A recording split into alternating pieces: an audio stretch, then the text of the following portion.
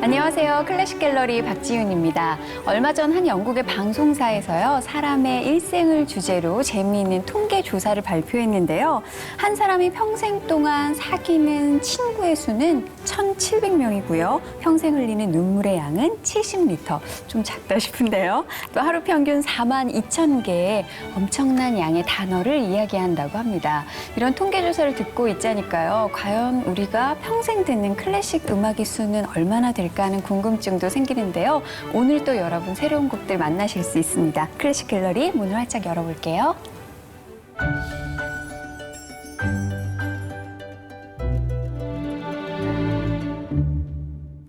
오늘도 변함없이 클래식 갤러리와 함께해 주시는 분들 소개해 드려야죠. 지휘자이자 음악 감독이신 서희태 선생님 만나봅니다. 안녕하세요. 네, 안녕하세요. 네.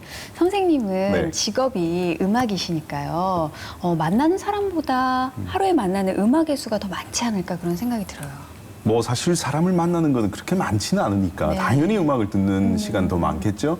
저 같은 경우는요, 아침에 일어나면은 먼저 음악을 틀어놓고 생활을 시작하는 경우가 굉장히 많아요. 그래서 거의 뭐 하루 종일 집에 음악이 흐른다고 생각해도 좋고요. 그러다 보니까 제 바람은 정말 우리 국민들이 적어도 하루에 한 곡씩이라도 찾아서 음악을 들을 수 있는 그런 여유가 있었으면 하는 그런 생각을 항상 하고 있습니다. 네, 저희 집 거실에도 오디오가 있는데 왜 그거 누르는 잠자고 게 있죠? 그렇게 힘든 건지 내일부터라도 좀 한번 음악을 울려 퍼지도록 해봐야겠네요. 자, 또 선생님의 바람을 함께 읽어가고 계신 분이 계십니다. 모델 박돌선 씨 인사 나눌게요. 안녕하세요. 네, 안녕하세요. 네, 박돌선 씨도 음악을 원래 좋아하시긴 하지만 또 클래식 갤러리를 통해서 견문을 조금 더 넓히신 경우잖아요. 좀 좋은 부분이요. 다른 것보다 저도 기존에 뭐 악기별로 뭐 첼로도 좋아하고 그랬었는데 저는 작곡가의 그 삶을 이렇게 엿보면서 사실은 그 시대별로 보여지는 그런 음악의 흐름? 그리고 감성, 그리고 조금은 저는 사랑 이야기를 좋아하는데 그 사랑의 이야기도 테마가 다 다르더라고요. 네. 그래서 그거를 이렇게 들으면서 조금 제가 좀 똑똑해진다? 그리고 감성이 좀 더 깊어진다. 이런 것들이 참 좋은 것 같아요. 클래식 갤러리라는 이 프로그램은 우리가 이제 작곡가의 삶을 엿보더라도 이제 좀 신앙적인 부분, 그 사람이 정말 어떤 신앙관을 가졌는지, 그리고 또 곡을 작곡할 때 어떤 마음이었는지 이런 것들을 우리가 얘기를 나누는 거기 때문에 기존 다른 클래식 프로그램하고는 또 굉장히 다른 차별화된 프로그램을 저는 생각을 하고 있어요. 네. 얼마나 많은 곡을 듣느냐도 중요하지만 한 곡이라도 제대로 이해하고 또 어떤 감상을 가지느냐도 참 중요한 일인 것 같습니다. 자, 오늘 클래식 갤러리에서 어떤 작품 만나볼지 또 궁금해지는데요. 선생님 어떤 작품인가요? 네, 오늘은 첫 번째 작품은 프랑스 작곡가의 작품부터 시작하겠는데요. 프랑스 근대 음악의 아버지라고 불리울 만한 정말 좋은 작곡가예요. 포레라고 가브리엘 포레라고 하는 작곡가인데 포레가 작곡한 바이올린 소나타 가장조 작품번호 13번의 제1악장 한번 먼저 듣고 시작했으면 좋겠습니다. 네, 오늘 소개해 주실 곡은 포레 바이올린 소나타 가장조 작품 번호 13번의 1악장입니다. 또 이 음악을 통해서 포레라는 작곡가에 대해서 어떤 것을 알게 되고 또 어떤 매력을 느끼게 될지 바이올리니스트 최정민 님의 연주로 만나보겠습니다.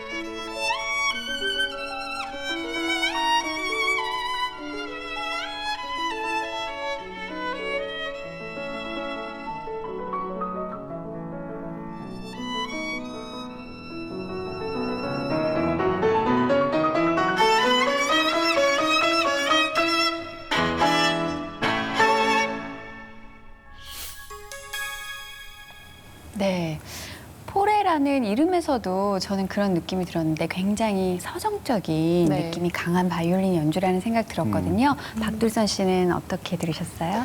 네, 프랑스 음악 자체가 굉장히 서정적이라는 건 알고 있었어요. 왜냐면 네. 뭐 문화적으로도 그렇고 문학적인 부분도 그랬었는데 사실 포레 같은 경우에는 조금 더 저는 좀 어려운 듯한 서정성이 있는 것 같아요. 뭐 굉장히 정확하게 보았다고 네, 생각해요. 기존의 바이올린 음악 들을 때는 약간 이렇게 좀 강하면서 좀 제 안에 이렇게 깊숙이 들어온다면 들어왔다가 나갔다가 막 이런 느낌처럼 조금 어려운 것 같아요. 네. 그럴 수밖에 없는 게 이제 근대로 넘어가는 그런 과도기적인 음악가이기 때문에 우리 귀에 가장 잘 어울리는 음악은 고전 시대 그리고 또 낭만 시대 이 시대의 음악들이 가장 우리에게 친숙하거든요. 근데 이 포레라고 하는 작곡가는 그 사이 정도 그걸 조금 지나서 근대 음악으로 가기 바로 직전의 작곡가예요. 그러니까 19세기 중반의 음악가이면서 19세기 초반의 낭만주의와 19세기 후반의 프랑스 인상주의를 연결시켜주는 그런 작곡가가 바로 포레입니다. 그러다 보니까 포레의 음악은 좀 근대적이고 좀 세련되면서도 또 좀 진취적이고 그 당시로 생각할 때는 조금 더 너무 발전되지 않았나 하는 그런 듯한 느낌을 주는 그래서 굉장히 제가 정확하게 들었다는 얘기를 하는 게 바로 포레가 그런 과도기적인 인물이어서 그렇죠. 네. 그런 특징을 가진 포레의 음악 가운데서도 우리가 들어본 이 곡은 네. 어떤 특징을 가진 곡일까요? 프랑스 음악, 프랑스 하면은 우리 뭐 박돌선 씨하고 가장 친숙한 나라가 프랑스 아닐까 패션의 싶은데 나라. 패션의 나라. 네. 프랑스는 정말 우아합니다. 모든 건물들도 우아하고 프랑스는 패션으로도 유명하고 언어도 참 부드럽고 언어도 그죠. 좀 우아하죠. 굉장히 네. 멜랑콜리라는 단어를 좀 노래하는 듯한. 좋아하고 네. 그래서 또 그런 어떤 프랑스적인 특징이 음악에도 그대로 있어서 프랑스의 음악은 굉장히 우아한 음악이다. 또한 한 가지는 프랑스는 좀 이렇게 맺고 끊는 것이 조금 덜한 좀 이렇게 항상 연결될 듯한 이게 끝났나 싶으면 또 시작하기도 하고 네. 또 시작할 듯 하면서도 또 끝나버리고 하는 이런 음악이 프랑스 음악의 특징이라고 볼 수 있는데 이 음악 같은 경우는 당시로서는 굉장히 진보적인 음악이었고 네. 또 멜로디가 굉장히 풍부하고 자연스럽기는 하지만은 포레의 후반기의 음악에 비해서는 조금 덜 그 친숙한 그런 음악이라고 생각되기도 해요. 네, 한마디로 우리 귀에 착 달라붙는 곡은 그렇지, 아니다. 좀 어려울 수 있어요. 네. 그런 만큼 또 저희 음악의 견문을 한 폭 더 넓혀주는 곡이라고 할 수 있겠는데요. 바이올린 소나타가 우리에게 더 서정적으로 다가오는 이유가 포레의 신앙적인 부분과 관련이 있다고요. 많은 작곡가들이 과거에는 교회를 중심으로 활동을 했기 때문에 네. 신앙을 근거로 했다고 볼 수 있거든요. 특히나 이 포레라고 하는 사람은 성호노레 교회라고 하는 교회의 음악 감독이었었어요. 거기 있으면서 이제 이 곡을 작곡을 했기 때문에 이 곡 자체가 신앙의 바탕을 뒀다고 말하기는 좀 어렵지만 이 곡이 포레의 신앙을 그대로 대변한 그런 곡이다. 어떻게 보면은 포레가 이제 우리가 이제 예수님을 처음 만나고 신앙을 처음 가졌을 때 어떤 느낌이 드나요? 굉장히 행복하잖아요. 네. 그렇죠. 너무 기뻐서 어쩔 줄을 모르고 막 뛰고 충만하고, 싶고 예. 네, 어린아이와 같은 그런 모습을 우리 신앙생활에서 발견하게 되는데 포레가 이 곡을 작곡했을 때가 그런 모습이었던 것 같아요. 그래서 굉장히 젊었을 때의 그 행복함이 단순한 어떤 생활에서 오는 행복함이 아니라 교회 생활을 통해서 신앙에서 얻는 그런 행복함이 이 곡에 젖어 있다. 그래서 이 곡이 좀 포레의 신앙적인 면을 대변하는 곡이 아닐까 하는 그런 생각이 들죠. 네. 지난번에 저희가 포레의 레퀴엠에 대해서 잠깐 네, 언급했던 네. 적이 네. 있는데요. 레퀴엠 하면 무겁고 슬프게 느껴지지만 네. 다른 방식으로 포레가 표현했기 때문에 그렇죠. 정말 죽음이 새로운 시작이고 기쁨이라는 것을 믿었던 사람이다 이런 얘기를 저희가 나눴었어요. 그만큼 종교, 교회가 포레의 삶 전반에 많은 영향을 미친 것 같아요. 그렇죠. 뭐 포레의 레퀴엠은 그 속에서도 굉장히 희망적이고 밝고 환해요. 그런 게 이제 포레 레퀴엠의 특징인데 포레가 그럴 수밖에 없었던 이유가 포레는 워낙 음악 교육을 교회 음악의 진흥을 위해서 세운 학교에서 음악 교육을 받았어요. 니델메이어라고 하는 음악 학교인데 이 학교에서 생활하면서 음악 교육도 거기서 받았고 거기에서 자기의 신앙관도 거기에서 확립이 되었기 때문에 이 포레의 작품 안에는 모든 작품들이 다 신앙에 근거한 작품들 그리고 거기에 자기의 신앙을 고백하는 듯한 작품들 그런 것들이 주로 녹아 있는 이유가 바로 거기 있죠. 그래서 주로 대부분의 생활을 그 학교에서 했었어요. 그래서 그 작품을 보면 대부분의 그 자기의 신앙의 고백 같은 것들이 있다고 볼 수 있어요. 그리고 어떻게 보면 저는 계속 이야기를 듣다 보니까 포레 같은 경우에는 하나님 영광을 위해서 살아가는 법을 음악을 통해서 또 배운 것 같아요. 그래서 굳이 꼭 이걸 하나님께 우리도 패션쇼 할 때 제가 하나님이 영광을 위해서 저 혼자서 걷는 거지만 사람들은 모르잖아요. 그런 음악적인 부분의 진홍곡이나 이런 부분에 있어서도 굳이 말하지 않지만 죽음 속에서 희망을 보고 뭐 소나타 바이올린 이 곡 같은 경우에도 전반적으로 좀 경쾌하고 발랄하더라고요. 네. 그래서 그런 느낌 자체가 우리에게 감정적으로 조금 다가오는 것 같아서 좋아요. 폴에도 베토벤처럼 청력을 잃었던 네, 때가 그렇습니다. 있다면서요. 폴에도 청력을 잃었던 사람 중에 하나죠. 79살의 생애를 사는 동안에 58세가 되었을 때 이미 청력을 잃기 시작했습니다. 그런데 참 놀랍게도요. 귀가 들리지 않은 다음에 음악적인 그 성취를 얻게 돼요. 그 이후에 그 훈장도 받게 되고요. 또 그 이후에 아카데미 회원이라고 해서 그 당시 프랑스에 널리 퍼져 있었던 예술가들의 모임에 추대도 받게 되고 그래서 청력은 잃었지만 그러나 그 이후에 음악가로서의 그런 대우는 훨씬 더 좋아졌던 게 바로 포레의 삶이었죠. 네. 정말 대단하네요. 그렇게 네. 힘든 순간을 버텨냈다는 것이. 저는 선생님 이 음악 세계를 들으면서 말씀 세계가 생각이 나는데요.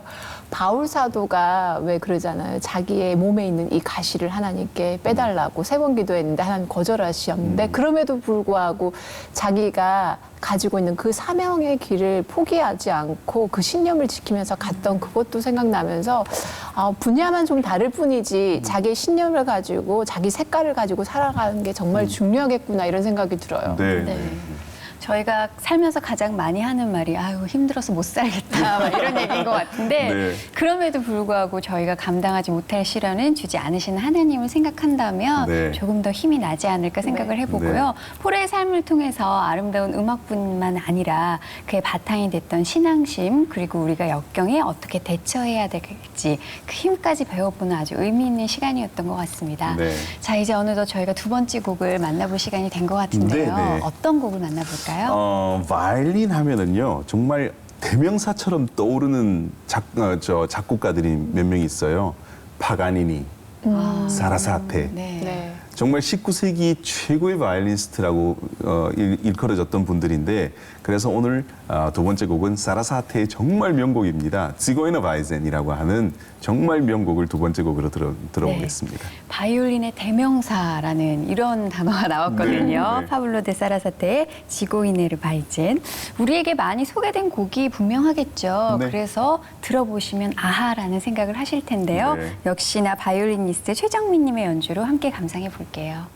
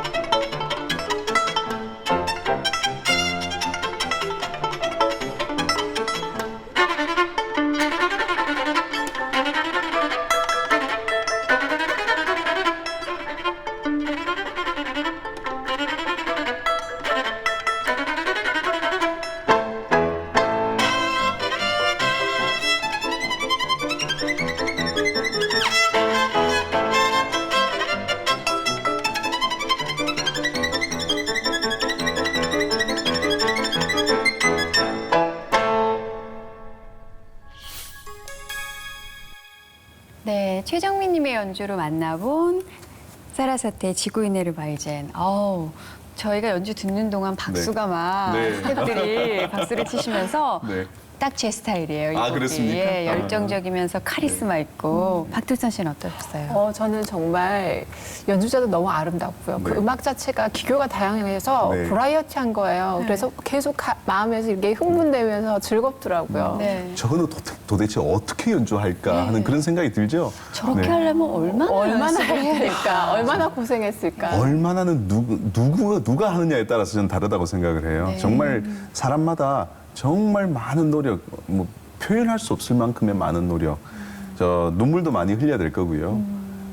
아마 저분의 연주, 저 정도의 연주를 하기 위해서 그 바이올린 위에 흘렸던 눈물이 얼마나 많을지, 아까 사람 평생 살면서 70리터 정도의 눈물을 흘린다고 그랬는데 저런 연주자 정도가 되려면 배 이상의 눈물을 흘려야 되지 않겠어요? 그렇겠죠. 네. 예. 이렇게 저희에게 큰 감동을 준 이 곡 네. 어떤 곡인지 설명 부탁드릴까요? 네. 사라사테의 지고인의 바이즌. 이것을 이제 우리말로 표현하자면 집시의 노래라고 표현할 수가 있고요. 사라사테라는 사람은 스페인의 작곡가였는데 이 사람이 헝가리를 여행을 하다가 헝가리 집시들의 음악을 만났는데 이 헝가리 집시 음악이 너무 마음에 드는 거예요. 특히나 헝가리 집시 음악 중에 대표적인 곡이 차르다슈라고 하는 곡인데 차르다슈. 이 차르다슈가 바로 뒤에 나온 빠른 부분에 들어간 음악이 바로 차르다슈의 음악 형태거든요. 이 곡은 특히나 이제 바이올린 기교로서 정말 없는 기교가 없을 만큼 대단한 작품입니다. 네. 피치카토라 그래서 그 현을 이렇게 활로 그어서 대부분 소리 내지만 손가락으로 튕겨서 소리 내는 것을 피치카토라 그러는데 네. 이 곡에는 왼손에 피치카토도 있지만 오른손에서 또 피치카토를 하는 부분도 나오고요. 도펠 그립이라 그래서 두 개의 현을 한꺼번에 같이 연주하는 도펠 그립도 굉장히 많이 나오고 하모닉스라 그래서 배음 효과를 내게 하는 그런 기교 뭐 여러 가지 그런 기교들이 총망라가 되어 있는 정말 대단한 작품이라고 할 수 있습니다. 네, 진짜 어려운 작품이네요. 네, 그리고 그때 당시에 사라사테만 이 곡을 연주할 수 있을 정도로 어려웠다고 이야기를 정말, 들었더라고요. 아니 뭐 지금 우리가 봐도 그렇잖아요. 저 정도 연주할 수 있는 사람이 정말 몇이나 될까? 그것도 정확하게 뭐 누구나 할 수는 있겠죠. 그렇지만 정확하게 저 음악을 연주할 수 있는 사람은 당시에도 사라사테 본인밖에는 없었다 할 만큼 정말 대단히 어려운 곡 중에 그래서 하나입니다. 자부심도 강했고 네. 정말 많은 작곡가들이 헌정을 해서 이렇게 던져주면서 제발 제 곡을 연주해달라는 네. 이야기를 네. 했다고 네. 하더라고요. 네. 그런데 네. 사라사테가 정말 어떤 작곡가인지 한 번 더 궁금해요.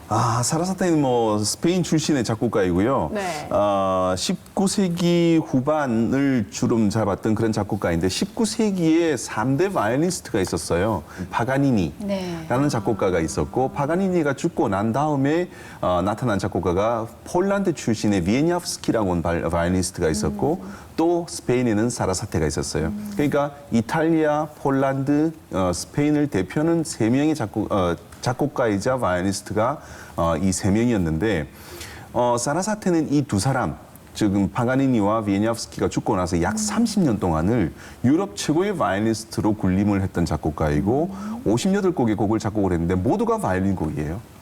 사라사테가 일반적으로 바이올리니스트가 되려면 손이 좀 커야 되거든요. 네. 그래야 많은 음정을 좀 이렇게 또 넓은 그립을 잡기가 좋은데 사라사테는 손이 좀 작았다고 합니다. 네. 그런데 자기에게 맞는 악기 또 그 작은 손이지만 최고의 기량을 표현할 수 있는 그런 곡을 이제 써서 활동을 많이 했는데 이 작곡가이자 바이올리니스트인 사라사테를 보면서 많은 작곡가들이 정말 경이에 가까운 테크닉이라고 생각을 하고 그 작곡가를 위해서 곡을 많이 씁니다. 랄로라고 하는 작곡가는 스페인 교향곡이라는 곡을 써서 사라사테에게 헌정을 했고요.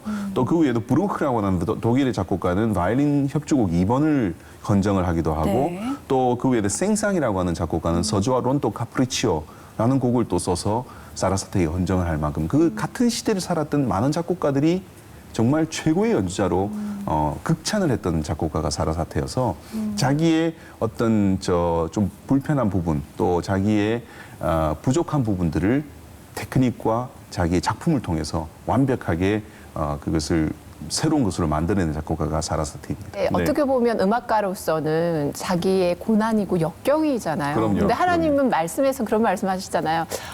역경이나 고난은 사랑하는 자한테 준다고.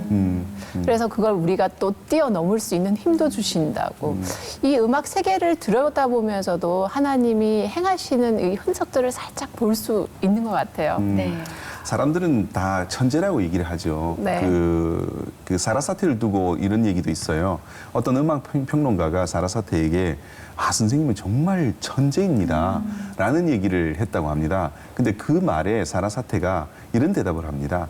37년 동안 정말 하루도 빠짐없이 14시간을 연습한 나에게 천재라는 말이 맞느냐고.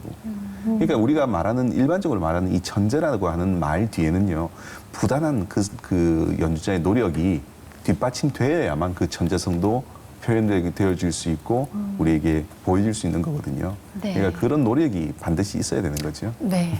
엄청난 교훈을 저희에게 또 안겨주네요. 네.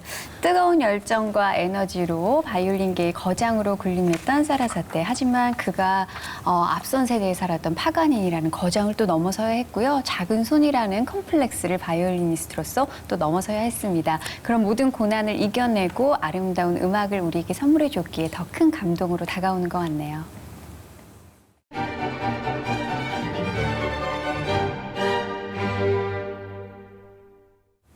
경쾌하고 아름다우면서 특유의 서정성을 가진 폴의 바이올린 소나타에 이어서 정말 열정적이고요. 테크닉을 느낄 수 있었던 사라사테의 지고이네르 바이젠까지 만나봤습니다. 이 두 곡을 통해서 바이올린의 매력에 정말 흠뻑 빠질 수 있는 시간이었던 것 같고요. 두 거장의 삶을 통해서 우리가 앞으로 삶을 어떻게 살아야 할지, 역경과 고난을 어떻게 이겨야 할지 많은 교훈도 얻었던 시간인 것 같습니다. 두 분은 오늘 어떠셨나요? 저는요, 일단 오늘 소개했던 이 바이올리니스트, 우리에게 잘 알려지지 않은 바이올리니스트였지만 정말 훌륭한 바이올리니스트가 또 자라오고 있구나 하는 것을 확인하는 시간이어서 아주 좋았습니다. 네, 최정민님의 연주 아주 네, 아주 훌륭했죠. 좋았습니다. 네. 네, 저는 사실 바이올린 그 음악곡 들으면 계속 흥분되고 행복하더라고요. 젊어지는 것 같고. 그래서 제가 기존에 가지고 있었던 클래식 음악에 좀 루즈하고 다운되는 듯한 그 느낌이 아니고요. 정말 현실에서 제가 일하면서 즐겨 들을 수 있는 음악? 이걸 느꼈어요. 네. 자신만의 세계를 창조하지 못한 사람은요, 다른 사람이 묘사한 세계에 머물 수밖에 없다고 합니다. 그런 의미에서 오늘 만나본 두 연주자, 음악가들은 하나님이 주신 달란트를 정말 잘 사용해서 자신만의 거대한 음악 세계를 창조한 사람들일 텐데요. 이들 같은 음악 세계를 우리가 창조하지는 못하지만 그들의 음악을 들으면서 감상만큼은 충분히 창조해낼 수 있지 않을까 합니다. 두 거장의 삶을 돌아보면서 아름다운 음악들 되새겨보시면 어떨까요? 저희는 다음 이 시간에 또 멋진 음악 가지고 찾아뵐게요. 함께해 주신 여러분 고맙습니다.